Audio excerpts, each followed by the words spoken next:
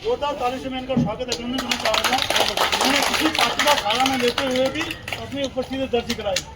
ये उपस्थिति दर्ज कराने का मेन मकसद इनका सामाजिक कार्य है। समाज के लोगों के लिए, समाज के लिए, पिछड़े वर्ग के लिए, महिलाओं के लिए इतना बढ़ चढ़ कर ये काम करते हैं कि मैं जितना मैं बताऊँ उतना ही कम है। 2010 में मैं भी आपके जैसे आप सब लोग हैं, आप लोग पहले भी बुजुर्ग लोग भी हैं, बहुत बुजुर्ग लोग भी हैं जो पहले आगे होंगे। 2010 में पेंशन आया, रिटायरमेंट होने के बाद पार्टी ज्वाइन की, तो इस इलाके का क्षेत्र की जनता को जानता हूँ। तो विनोद सिंह रावत जी का परिवार अपने आप में एक ही बहुत संगठित परिवार है। ये घर इनका सामने दिखाई दिया। ये खुद अपने आप में मैंने बताया कि कंप्यूटर की एक दुकान है। अगर कोई बच्चा कंप्यूटर सीखने में पैसा फीस नहीं देता तो ये खुद अपने से बिना फीस के निःशुल्क उसकी कंप्यूटर कोचिंग का क्लास उसकी करवाते हैं। और गरीब लोगों को भी ये अगर कहीं शादी ये कहीं ऐसी हो, चाहे वो पार्टी के जरिए हो, चाहे व्यक्तिगत तौर से अपने आप में भी ये सामर्थ्यवान है, ये इसका काम करते हैं। और उसके साथ ही इनके बीच वाले भाई साहब, मैं तो आज तक उनको हमेशा छोटा ही समझता था। और पार्टी की क्या बोलते हैं, जब घर आई थी रिटायरमेंट की पार्टी भी यहीं पर हुई थी, उसमें भी मैं शामिल हुआ था। तो आपके साथी गौरव सेनानी में काम कर रहा है क्या यहाँ पर? प्रमोद रावत यहीं पर है। और ये सबसे छोटे हैं, लेकिन मैं तो इनको बीच का समझता था। प्रदीप नाम है इनका, प्रदीप रावत। और सामने इनकी दुकान भी है। ये इनके भाई साहब आपसे भी परिचित हैं आदमी थे। तो ये तो इनका थोड़ा परिचय था।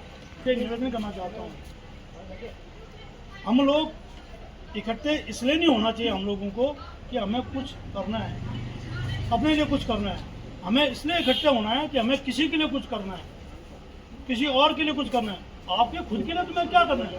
आप सब कुछ संपन्न हो आप, लेकिन आपको उसके लिए करना है। उसका उदाहरण मैं अभी एक बार अध्यक्ष जी ने बोला था कि बोलो कुछ करके, लेकिन मैंने बोला चलो आज उनका काम है, दिल आया था कुछ अपने लिए नहीं किसी और के लिए, मतलब किसी और में वो सुरेंद्र नेगी का अगर हम ध्यान करें, वो भी आप और हम जैसे मात्र 27 साल की उम्र में लगभग वो देश के लिए कुर्बान हो गए।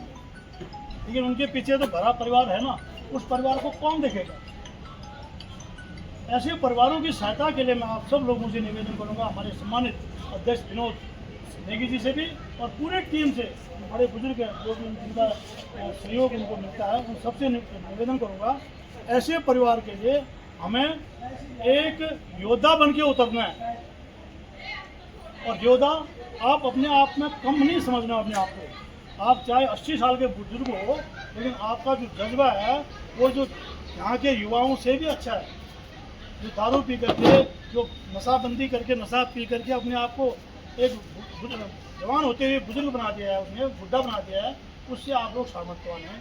तो इसके लिए आप सब लोग बढ़ चढ़ के उसमें साथ देंगे। दूसरा एक निवेदन, कैप्टन गोपाल चंद जी, विनोद नेगी जी, अध्यक्ष गौरव सेनानी संगठन। गौरव सेनानी संगठन से मैं जुड़ा, मेरा परिवार जुड़ा है, मेरी माँ भी जुड़ी है, मेरा भाई भी जुड़ा है, मेरे पिताजी आज होते तो वो भी जुड़ते।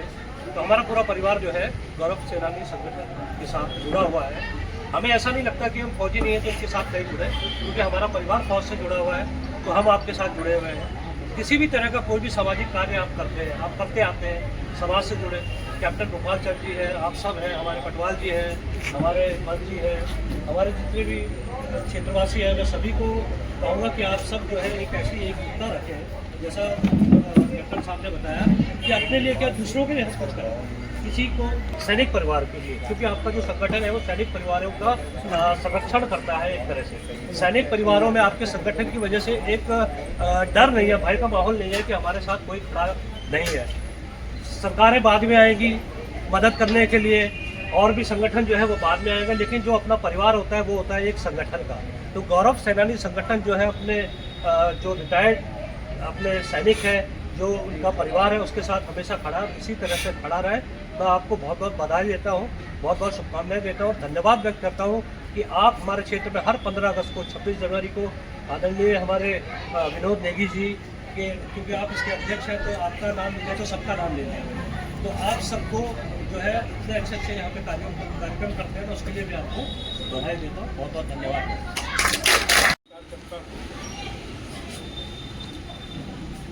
आज बहुत ही सौभाग्य का दिवस, कारगिल विजय का दिवस।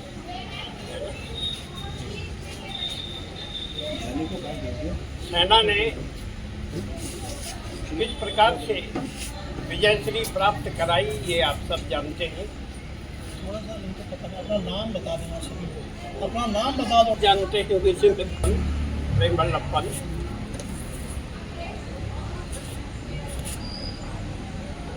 सबसे गौरव की बात ये है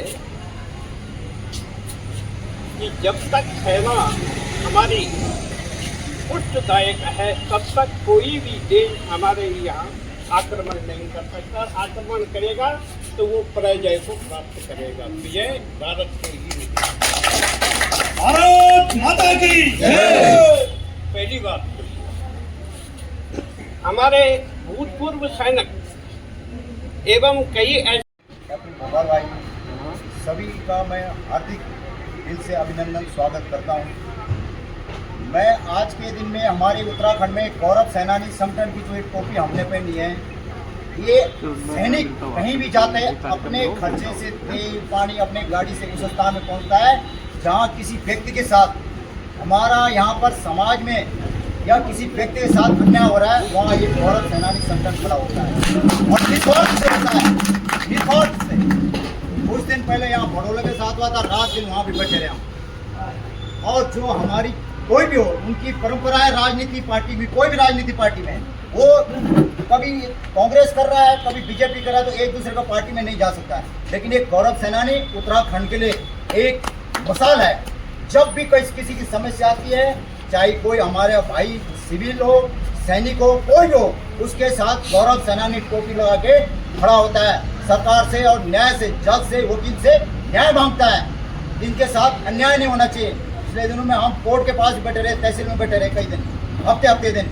न्याय होना चाहिए। तो हमारी गौरव सेनानी संगठन में जो भी सदस्य है, यदि किसी को व्यक्ति को राजनीति करता हम ही लोग जाते हैं, उस दिन हमें अपना लिख देना पड़ता है कि हम इसको इस मोर्चे में जा रहे हैं। जो नया संयुक्त मोर्चा खुला है, बीजेपी है, कांग्रेस से किसी में जा रहे, जाइए, आज़ाद है सबके लिए। लेकिन जब हमने टोपी पहनी है और संगठन में आए, एक ही सोच, एक ही हो, ईमानदारी से, तहे दिल से वहाँ पर पहुँचना है जहाँ अन्याय हो रहा है, और अपने खर्चे से, ना ही कोई खर्चा इकट्ठा करता है।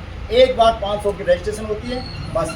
उसके बाद यदि होता है तो हम उसमें कोई स्वेच्छा से अपना सैनिक को करता है कि कहीं जाना है, कोई किसी की समस्या आ गई, तब अपने स्वेच्छा से उसको धन इकट्ठा करता है। नहीं तो कोई रजिस्ट्रेशन 500 का है, आज हम कैंट क्षेत्र में हैं, एक भी पैसा हम इकट्ठा नहीं करते, नहीं जमा होगा। हमारा काम है सिर्फ जो सैनिक है, चाहे उनकी ड्यूटी है कहीं। अब हमारे पास धनवीर जी आए, ये ड्यूटी पे थे, लेकिन अपने दौड़ते हुए अपने खर्चे से आए।